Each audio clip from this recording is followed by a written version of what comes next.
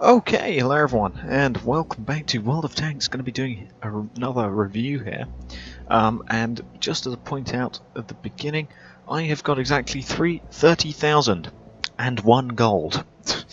So that will get many people really annoyed, because OCD will tell you that you want it to be an even number. You don't want that extra 1 there, so it's going to be sort of triggering loads of people, but I'm going to leave it there. There's 30,000 and 1 gold. But we're going to be doing a review here, and because I pointed it out to you, you may not have noticed it the entire video, but because I pointed it out to you, it's now going to be in your mind. Just 30,000 and 1 gold. But anyway, so we're going to be doing a review here of the Churchill Black Prince. Now, I never wanted the Churchill Black Prince, however I had 10,000 free XP and I was thinking, what can I get with it? I was having a look through the tech tree here, and I was thinking that I would quite like the T-34-100. However, I'm only at tier 3 in the Czechoslovakian line, so T-34-100 is almost as much as the Jagdpanther. And the Jagdpanther took a while to get that 60,000 XP needed for it. So, as much as I would have liked the T-34-100, 10,000 free XP would have got me this thing. About. I would have then had a little bit more to get to the Skoda, but then I'd need to have get the Skoda T25. Free XP these two things, which would be another 10,000 free XP just for those two, and then get the T-34-100. And of course, because it's in the Czechoslovakian line, none of this would be upgraded. It would be the stock T-34 85mm with this 126 gun. 126 pen. A tier 6 on the T-34-85M isn't good, even though that's getting a buff, but 126 pen is decent enough for a tier 5. This is a tier 7 seeing tier 9s with 126 penetration. You think the Churchill 7 with 148 penetration at tier 6 is bad. This would be horrible. Then I'd need another load of free XP to get that, and then I'd also need to get the turret, and then it's just a whole big complication. So I thought, nope. Had a look through the tech tree, had a look at my Churchill 7. I had about 46,000 XP saved up on this thing. To get to the Black Prince, I only needed another 500 XP, including my free XP, so I thought, play a game, final game in the Churchill 7. So I got the Black Prince. Mostly I got this so that I could platoon up with A1 Thomas, and since getting this, he still hasn't actually decided to come on World of Tanks. I've been telling him, come on World of Tanks, I have a new tonk, please play. And he's just been like, no, I hate you, go away. And so I've been like, okay. So he still hasn't played with me in the Black Prince, even though that was the big reason for me to actually get it, so that I could platoon with him and we could both be in Black Princes. But anyway, either way, I have it now. People are saying that it's a pretty bad heavy tank, and I can see why, because you'll see. But one interesting thing to note, all of these modules, the fully upgraded gun, the top engine, the almost top radio, I could even fit the top radio on there, is all done on the stock suspension. 51-ton load limit. And because I waited so long to research this thing, I already have this gun unlocked from the Sherman Firefly. The top engine, the Rolls-Royce Meteor, I already have from the Challenger, perhaps. Yes, the Challenger, because I believe this is the stock engine on the Challenger. I've researched the Challenger, so I've already got the top engine for it. The upgraded radio I had to get because I haven't got the upgraded radio. As you can see, these are all needed on things like the Comet, the AD-15, AD-7. So, yeah, hadn't got those. But all of this has been done on the stock suspension. So, you can... I mean, I even have got equipment fitted on this thing. And this is the stock suspension. I have a gun rammer and a improved vents. Granted, I'm right at the top of the load limit, 50.6 out of 51, but you can still all do this with the stock suspension. I mean, here's now with the upgraded suspension, doesn't look any different, obviously. I don't know if suspension's actually changed the look of the vehicle. But I can now sell this thing. Yes, a little bit of cash injection. But yeah, so I never have to have played this thing stock. There's only the one turret, which is the Black Prince turret. There's only a choice of 2 guns. You've already have that ROM researched, and I have this researched from the Firefly. So I already have this gun. A top engine from the Challenger. So already have the top engine on that. If I'd actually gone ahead with the 87, but I hate the 87, so I don't have it anymore.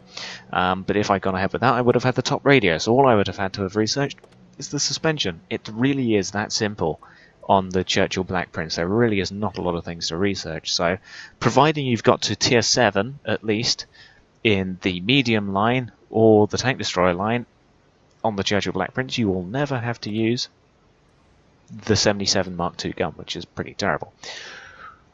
But anyway, enough of that. Let's actually have a look at the stats and have a look at the tank instead of me droning on about how I got it and interesting points like that.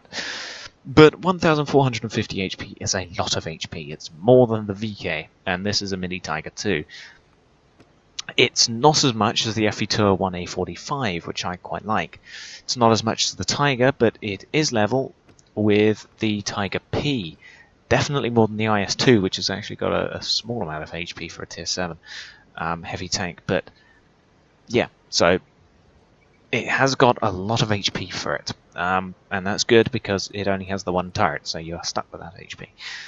As for the armour isn't that great on the hull. It's still only 152 at the front. However, it's much thicker on the front because, as you can see, this is much wider than the Churchill 7. If we have a look here between the Black Prince and the Churchill 7, there's the Black Prince, Churchill 7. As you can see, that's a very small area. That's a much larger area. It's basically a Churchill which has been squished. It's been squished downwards, so it's splayed out to the sides. So it has got a bigger area of the front of the hull. It does unfortunately make it bigger, but it at least has got a larger frontal hull face, which means that there's more of it for them to hit and possibly bounce on, because hull armor 152, 95, 50. Okay, frontal turret 240. That's very good frontal turret. That's very thick tire for tier 7. You can bounce tier 8 and even tier 9 shots with that. 95 side, 101 rear. Not too sure why it's 101 rear, but maybe this is something to do with it. I'm not too sure. Even so, it's not that thick either way at the sides and rear of the turret. However, speaking about the turret, the gun mantlet, all of that, all very nice. At the front of the hull, however, 152, you're thinking, terrible. There are other tanks which have got better turret, which have got better hull armor than that, such as the IS-2, which has only got 100, but that's got very good sloping. What else is there? With lots of armor. There's the AT-15A, and that's got lots and lots of armor, and that's a tank destroyer. Why does the Black Prince have such terrible hull armor? Well, just like the Tiger 1, it's all about how you use the armor. It's not the thickness, it's how you use it. Reference that how you will. But it may only be 152, however it is flat, and flat means head on. Yeah, sure, things will go straight through it. Angle it like so, and they'll ricochet off of even the lower glacis. Lower glacis, if they're in there, ping. Angling it at about that angle will increase the angle of this thing a lot, and it will also make the side armor a bounce area, which means that angling yourself to somewhere around there will start giving enemies problems. Front of the turret, of course, is going to be a problem. Side of the hull is also going to be a problem for them to penetrate. So reverse side scraping, that's going to be useful. Or even just side scraping. That will be useful. And then, of course, front of the hull, angling it, waggling it, moving it like so, ricochets will occur. Because this thing is the Churchill Black Prince, anyone who knows how to play the Churchill 1 or Churchill 7 semi-decently will have an idea of how to play this thing. Because it's just a Churchill at tier 7. You get Churchills at tier 5. If you master the Churchill 1 and the Churchill 3 and the Churchill 7, or any one of them actually, it's just a tier 7 Churchill. That's all it is. So if you know how to use the armour of the Churchill 7, the Churchill 1 or the Churchill 3, you know how to use the armour of the Black Prince. Basically just angle it up, side scrape, round corners, round buildings, all of that jazz. That'll all be very nice. So the armour thickness, it's not the thickness, it's how you use it. As for mobility, yeah, it's a heavy tank. And this really is the definition of a heavy tank. The British tank doctrine of World War II, you have cruiser tanks and you have infantry tanks. Infantry tanks keep up with the infantry. They're big, they're slow, they have rapid fire, medium tank guns. The cruiser tanks are faster, less armoured, and all about manoeuvrability and speed. I think you know which one the Churchills fall into. And the Churchill Black Prince definitely does fall into that category as well. It's a 50.6 ton tank with this loadout. In fact, it isn't even its final form, because I have a heavy spore liner to mount on this thing. That'll increase it up to 51.6 tons. So it's a 51.6 ton tank with a 600 horsepower engine. It's better than the Bedford Twin 6, which is 350. However, even with this Rolls-Royce Meteor engine, which I believe is an aero engine, it still only has an 11.63 horsepower per ton ratio. And let's have a look at the Churchill 7. What does that have? 8.55. So at least it's not as bad as the Bedford Twin 6 powered bus-engined Churchill 7.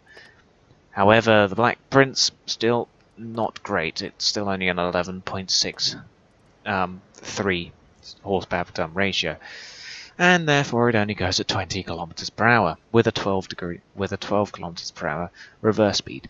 Also, the hull traverse is pretty terrible. It's a 20 degree per second with this upgraded tracks, 18 with the non-upgraded. So 21.5 for traverse speed, yeah, again, that ain't good. As for concealment, yeah, not surprising really, a 9.1. It's better than the VK4503. However, it's not quite as good as the IS-2, which has got a 9.9 concealment when stationary. However, it is better than the FV201, but even so, it's a heavy tank. And it's a big heavy tank. Look at this thing. Churchill Black Prince AMX 1357. Yeah, there's a pretty big difference. ISU, even. There's the ISU. There's the Black Prince. It's a huge tank. That's why there's these massive hatches, and it's just a huge thing. So it's not very stealthy, quite clearly. View range, decent enough. 378 meters view range. I mean, the VK has got very good view range. The Russians are blind as a bat. 358. It's better than the AT-15A. It's better than the Panther M10. It's not as good as the FV201, but it's still a fair enough view range. 370, 378 with the Commander. Yeah, and the improved vents. It's still, that's a good view range. And with the top radio, which I do not have, but with the top radio, it's a very good radio, 700 meters. So, yeah, spotting, decent. I mean, it's very good spotting. So, yeah, that's not a problem. Now we come to the gun, and the same thing can be applied to the AT-15A, because they both have got ordnance quickfire 17-pounder guns. Mark 7s. This is an AT gun, so it's more accurate, with a better aim time and all of that jazz. However, it still is a 17-pounder, and 171 average pen is the lowest at tier 7, I think, for a heavy tank. Because you've got 203 on the VK, you have 175 on the IS-2. What other things are there on heavy tanks? It doesn't matter. But even so, 17-pounder guns are seeming to be underpowered at tier 7. And so for your top gun to be a 17-pounder, not that good. However, 12 rate of fire, rounds per minute, that's still a very quick fire gun. 171 penetration, it's starting to seem underpowered, but if you can make the AT-15A's penetration work, you can get the Black Prince's penetration to work. It may even work even better, because you'll be at the front lines, which means the penetration drop-off won't occur like it does with the AT-15A if you're not at the front lines. So, aim for weak spots and you should be fine, and you can aim for weak spots. 0.34 dispersion, which is pretty good. 2.3 second aim time is alright, but I mean, 150 average damage, yeah, pretty weak now. That's a very low alpha but high rate of fire. That's always what the 17 pounder's been about. 17 pounder's never been about the average damage. It's always been about the rate of fire and pinning enemies and things like that. So, whilst it may not have the alpha damage of the 88 or of the 122, it still has got it's a very accurate gun with a decent enough aim time. It's rapid fire, and the penetration is going to be hopefully good enough. 239 with APCR, 38 with high explosive, 171 basic, yeah, 150 across the board, 190 with 8G, yeah. So this is the upgraded gun. Stock gun, however, is going to be this thing.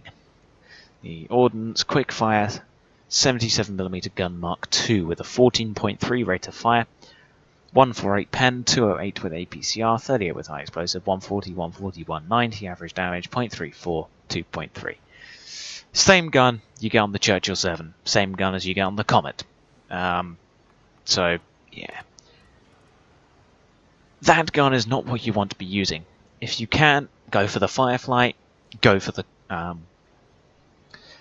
Comet, go for anything which unlocks that 17 pounder if you don't want to unlock it on the Black Prince itself, because using that stock gun on the Black Prince is not going to be helpful. So, good job I have the Firefly in order to mount up that gun. But anyway, so the firepower seems to be underpowered, but it's good enough for the AT-15A, good enough for the FE201, good enough for me. So make of it what you will. If you really don't like it, then, well, this quite clearly isn't the tank for you. But it does lead on to the Centurion, or sorry, not the Centurion, the Carnarvon. So I mean, at least there's that to console you. And at least there isn't that much research on it. So I mean, yeah, there's that. As for the consumables, yeah, got your standard consumables. It holds 84 rounds of ammunition, so that's quite a large amount of ammunition, isn't it? Let me actually go to the armory and go to the depot. Here we go. Let me sell these things. 5 coffee with cinnamon buns. Yeah, need that cash injection. As for the shells, sell these things. Don't want them. What the hell is these things? Oh, I think that might be for the T-3485. Gonna sell them. Don't need them. 76. What the hell is this from? I have no idea what half of these ammo types are in here for. But either way. So, there we go. A little bit of cash injection. But anyway, yeah, so that's got a lot of rounds of ammunition. That'll keep you going through a battle. As for the equipment, gun rammer, improved vents, ball liner, those 3 things have got to be critical for me. Artillery will love shooting at you. I got hit for almost 1,000 HP when I got hit by an artillery. And I didn't have this thing equipped because I couldn't, because the stock suspension can't hold it with these 2 other things. But anyway, so camo net binos combined. It's an accurate gun, and you could do well at range. Your armor will become more relevant at range because penetration drop off. So I mean, that may not be a bad idea. But then again, you are a heavy tank, so you're supposed to be at the front line. So I mean, it's up to you. If you want to play this as a sniper, you could do, but it would probably be frowned upon by people in game when they start dying and seeing that you're camping at the back of the map with the tank destroyers and the artilleries. But yeah, that's up to you. If you want the better view range, but without mounting binos, go with coated optics. Gun lane drive, you don't really need it. Enhanced vertical coil springs, probably not a bad idea. You're supposed to be a big rolling bunker, just sort of rolling at the enemy and not stopping for anything. So the load capacity and the suspension durability may be helpful to you. Maybe not for the load capacity. However, only a couple of tons left with the upgraded suspension. It only gives, what, 3 extra tons? So I mean, not as much as other suspensions. Then again, you can mount a lot on the stock suspensions, but you'll probably want it for the suspension durability, so I mean, you could do it if that's what you want. Tanks filled with CO2, wet armour rack in case you keep getting set on fire or having your armour rack destroyed. Spoil liner, yeah, gonna want that. For some reason, it's a 76mm gun, but it mounts a large caliber gun rammer. I don't know why, because other tanks like the FV201, what does this mount? Medium caliber. It's the same gun. Look at it. Ordnance Quickfire 17-pounder gun Mark 7. Yeah, it's got worse dispersion, but it's the same caliber, and it mounts a medium. This is the same caliber, Ordnance Quickfire 17-pounder Mark 7 gun, and it mounts a large caliber small gun rammer. What is this? Treachery wargaming. But gun rammer, yep, it's all about the rate of fire. Definitely go with that. Same with improved vents. It's a bigger mobile heavy tank. You'll want improved vents on this thing. Toolbox is always something useful to mount, and well, the vertical stabilizer isn't as useless as you might think on this heavy tank because it's got a pretty accurate gun, and it doesn't move very fast. It's like the TOG. TOG would be awesome with a vertical stabilizer. Can the TOG actually mount a vertical stabilizer? I'm going to look.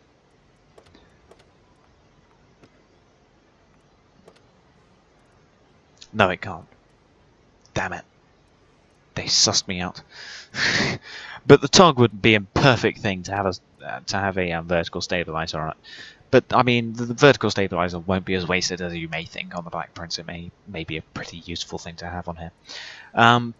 But yeah, so that's the equipment. As for the crew, it's a crew of 5. Obviously, commander, gunner, driver, radio operator, and loader. So as for the commander, training 6th Sense, you're a big thing, so you're going to want this. Eagle Eye is always useful, go ahead, jam that on. Jack of all trades if you want. Recon is always useful to extend that view range. Mentor I don't see the point in, then you've got your common skills. You've got the gunner. I'm training a Deadeye on because, well, as a rapid fire gun, you'll want to make every hit count, so doing lots of internal damage with your shells is going to be very useful, and you'll probably want it on this tank. So, yeah, go ahead, bang on Deadeye. Snapshot, yeah, not a bad idea. You move very slowly anyway. As for the gun elevation, gun depression, -8 and 20, that's decent. 32 degrees per second turret traverse, that's actually pretty quick for a heavy tank, so snapshot, maybe not a bad idea on this tank. Armour, in case you don't want to use, if you want to be cheap and don't use a repair kit on your gun, then sure, go ahead, mount armour if you want. Designate target, yeah, always useful. I mean, it's a rapid fire gun, so it's going to be more useful on this sort of gun than, say, for example, the IS-2 with its big gun. But yes, a designate target. And then you've got your common skills. As for the driver, clutch braking, definitely want clutch braking. This is a big slow tank, 20 degrees per second is terrible. Clutch braking, off-road driving, your first 2 things that you'll want to get. Controlled impacts, no, you definitely do not go fast enough to actually hit people with this thing and do damage. Smooth ride, not going to be a bad idea. Mount that as soon as you can. This tank's a good firing platform for shooting on the move. Preventive maintenance, in case you keep getting set on fire, then there's that. And then you've got your common skills, and you've got your radio operator. The upgraded radio, the top radio, has actually got pretty good radio range, so I'm actually training relay to assist the team with the radio range. Signal boosting extends signal range. No, you don't really need it. Like I've just said, the radio is good. Don't need that. Call for vengeance if you want, if you've trained up everything else that you want. Situational awareness, probably not a bad idea. Extra view range is always welcome, and then of course your common skills. Plus you've got very good view range anyway, so you could sort of act as a heavy tank scout, as it were. So there's that. It would make a very bad scout because it's huge, but then again, Mousers have got scout medals, so I mean, yeah. Adrenaline rush, I'm training up because adrenaline rush is always useful. Intuition, I can understand people carrying around APCR on this tank, so sure, intuition if you want. Safe stowage, in case you keep getting amaranth, and then of course you've got your common skills. So that is the Churchill Black Prince. It's definitely the pinnacle of Churchills. It is in fact the last Churchill in the British heavy line, and the last Churchill in the game, because I believe there's only 4 Churchills. I now have them all, yay. But yeah, so it's anyone that likes the Churchill 7, like me for example, anyone that's mastered the Churchill 7, or any of the Churchills, and knows how to play it, will feel right at home in this, because it's just a bigger Churchill. Bigger the tank, bigger the fun, am I right? But yeah, so Churchill Black Prince, Tier 7 British heavy tank. Thank you for watching, and goodbye.